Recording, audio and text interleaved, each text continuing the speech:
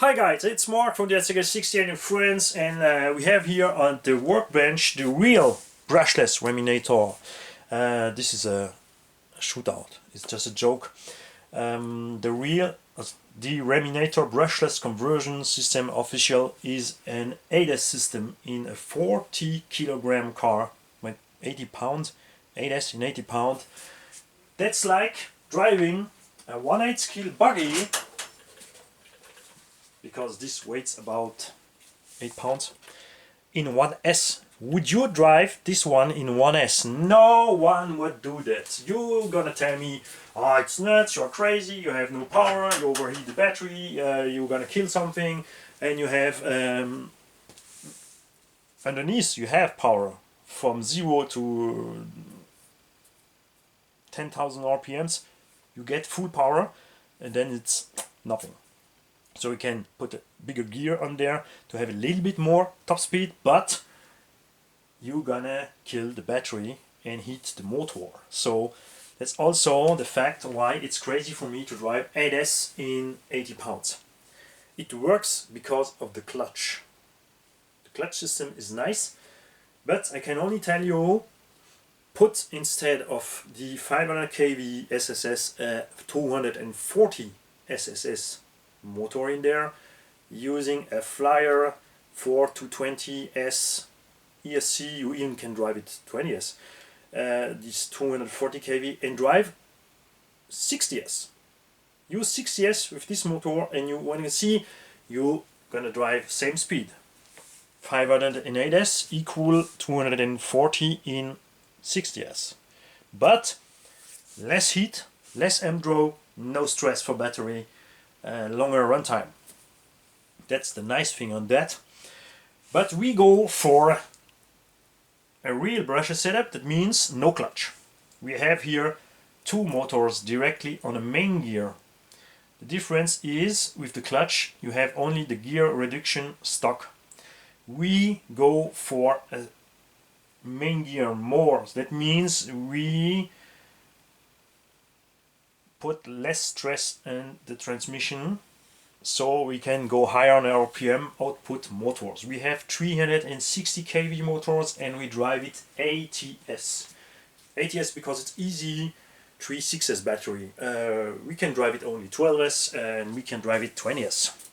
And each motor. We put the weight down and in front because of the humongous power we have here. We have here 26,000 watts. That means 34 to 35 horsepower for this 40 kilogram truck, and that's, I think, normal. A monster truck has 1,500, 1,800 PS for about 4.5 or 5 tons. So we need so much power in there, but we are not stupid. We use a plastic main gear, and we use a cush drive from an FG. So someone made me a sleeve shaft here. We put the clutch out, and we put the sleeve shaft. We have the main pinion here with the chain, and on the other side we have the possibility to put the main gear from the FG on the top. We use the plastic one because it's noiseless, and he has the cush drive in there, and in any case we do something wrong, we break the main gear, so nothing break at the transmission. Fact is, with two motors we have a nice power pull up at this main gear, and we had no issue. I even sit on the car.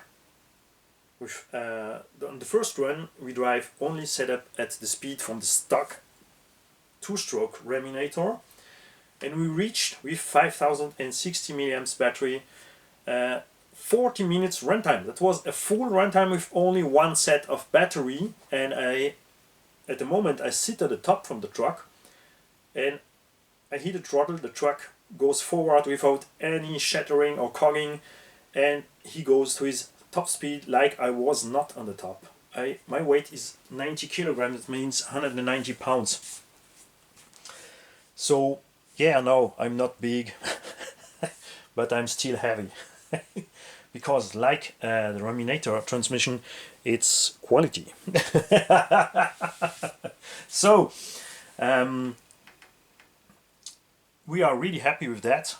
We changed already the stock servo, they break down, so we put the true primer 330 servo on there. We bent some shock shaft, so we replace it, and we put now 8 shocks on it. We put the spring away because with the 4 springs here on the truck is nice on suspension. With all springs on there, it's way too stiff. So we let a little bit oil in there for the function, but this is the only real shock on the truck. This is just for the show. And we use the 4 short shocks here, and we also mount the 2 shock at the same height, so we lose here, how say, drop, so the axle cannot go so far down as before, so it looks like more like a real monster truck. When he's on the ground, here's in the air, I will be flat and a little bit, maybe with all the battery in, I will be even a little bit less than the flat, like the real ones. This allows me to have a nice on throttle and brake reaction like the real ones. That's what we want. DSC has no brake and no backward. You only can go forward with the motors, and when you let the throttle go, you are on a free spin. That means when I brake mechanically here, it's no effort comes back to the transmission gear. The brake stops the axle and stop the gear, and the main gear reduction has no issue here with slow down the free spool just from the motor axle. That's why it works. We still have the backwards mechanical gear from the stock Raminator in there, and this works really fine. We had one breakdown by a bad jump. We break an output shaft from differential. Here's a little bit weak point.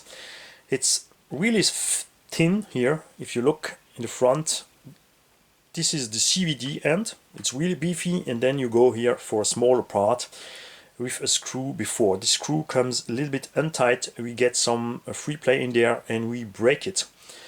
So when you work on the truck, I can only tell you, put the diffs out. This is my fault, but we see at opening the differential that the screw from the other side even was untight, and not just only.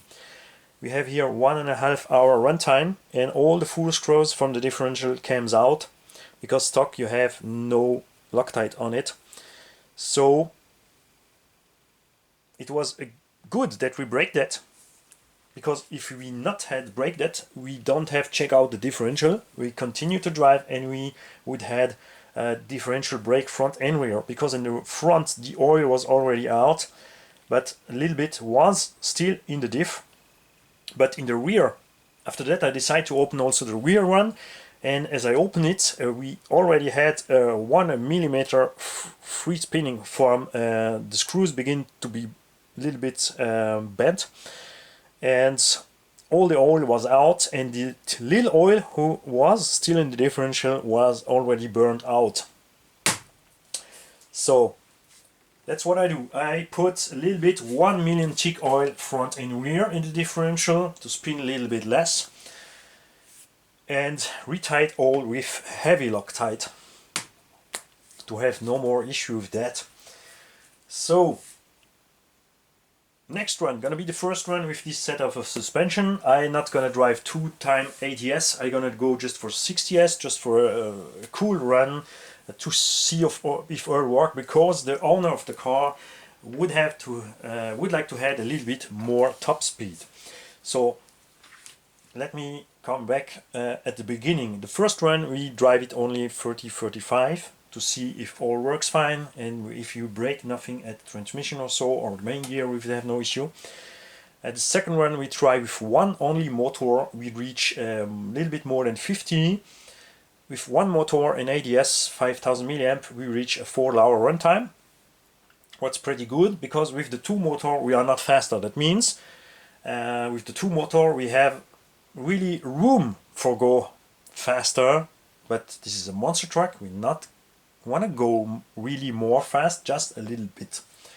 But with the two motors they have easy life. We have no cooler system on there, no water cooling, no air cooling, nothing. It's just fine. The motor has the right temperature after the run. Also battery was no overheat, and we have still a cool runtime for 25 minutes. Even make a bigger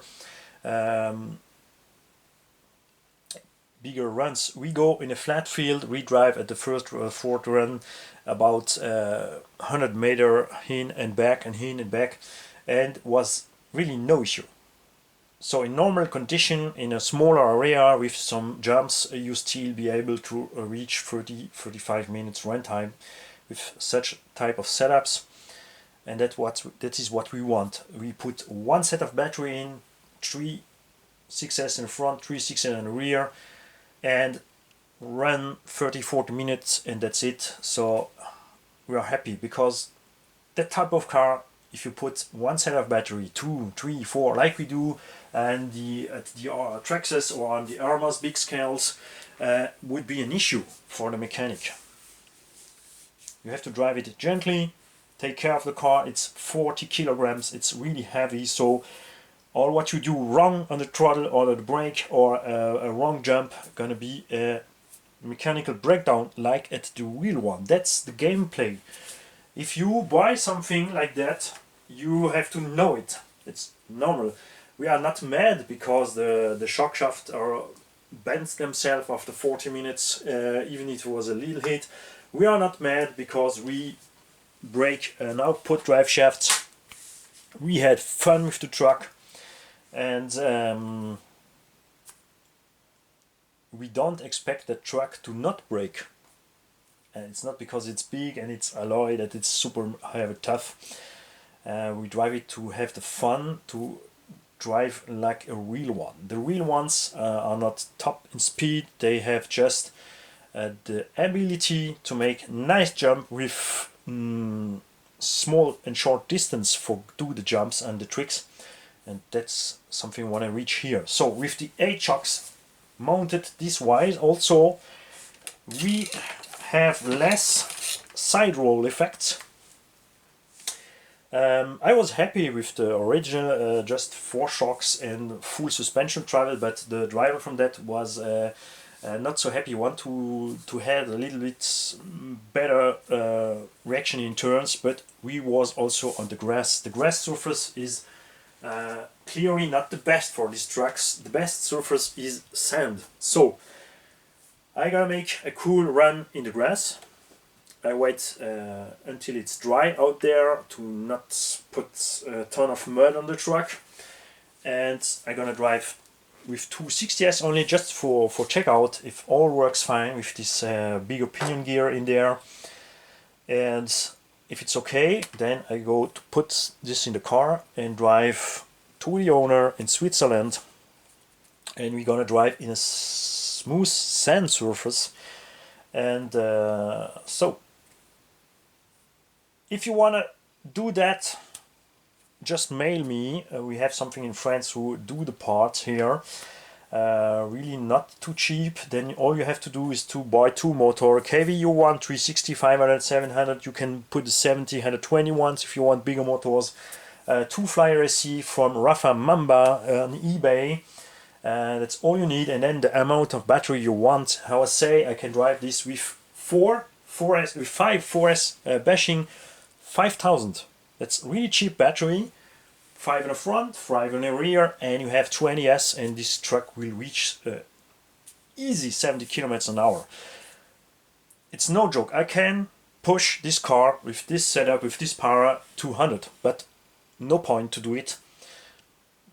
Just one point would be cool, the fun to do it, but the tire would balloon. If we crash, we're gonna destroy something. It's really not what I want to do. If it's would be my truck, maybe I would try it just for fun. But it's not mine. So how to say, the goal since beginning was about 60 kilometers an hour with that truck. So we step slightly up. with the power. Don't forget electric, you can change the way the motor speed up power wise, so you are not too brutal to destroy something. And all you have to do is to take care when you push all your lipo on there. Don't forget your anti-spark, guys. It's a big amount of power, and it's enough power to kill a grown man. So always stay safe when you do some stuff, and have fun with your big trucks, guys. Have a nice day.